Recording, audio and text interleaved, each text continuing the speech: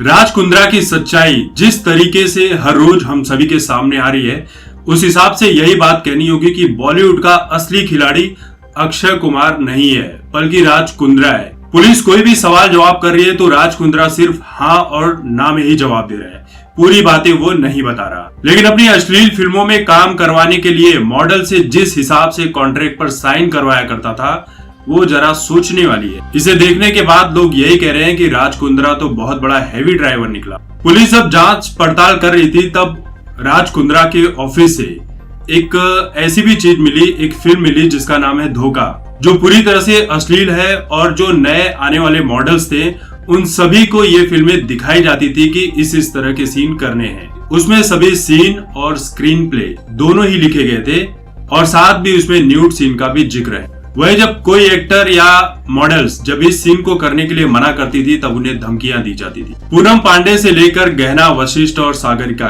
कई मॉडल्स ने इन बातों का खुलासा किया है। काम देने के दौरान ही इस कॉन्ट्रैक्ट पर साइन करवा लिया जाता था। कुछ मॉडल्स का तो ये भी कहना है कि उन्हें इंग्लिश नहीं आती थी, तो वहां पर जो मौजूद लोग होते थे वो उन्हें अपने तरीके से समझा दिया करते थे और हमें लगता था कि ये सब कुछ सही है और हम साइन कर दिया करते थे। और जब फिल्म की शूटिंग शुरू होती थी तब जब हम किसी पर्टिकुलर सीन को करने से मना कर देते थे तब हमें धमकियां दी जाती थी।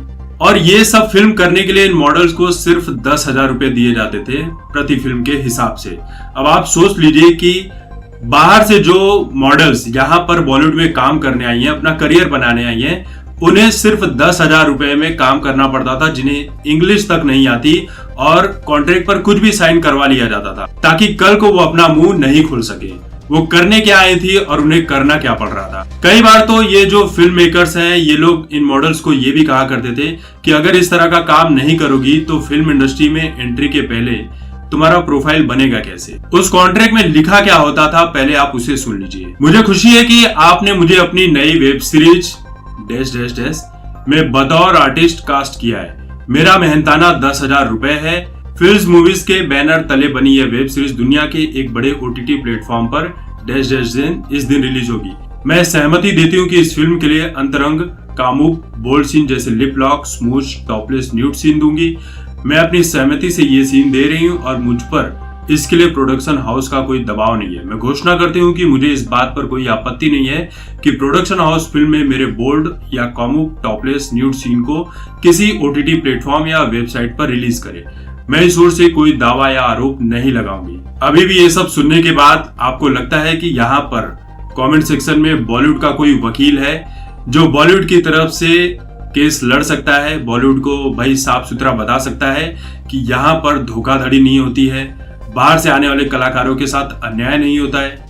काजल की कोठरी में कितना भी जतन कर लो, लेकिन काला रंग लगना है, वो काला धब्बा लगना है तो लग ही जाता है। वही हाल बॉलीवुड का है, जो एक बार इनके दलदल में फंसा वो फंसता ही चला जाता है। हम बॉलीवुड के सिर्फ 5 से 10% चीजों के बारे में ही जानते हैं जो इसकी काली सच्चाई है। 100% सच्चाई जिस दिन हमारे सामने आ जाएगी शायद हमें यकीन भी नहीं होगा कि बॉलीवुड कितना घिनौना है।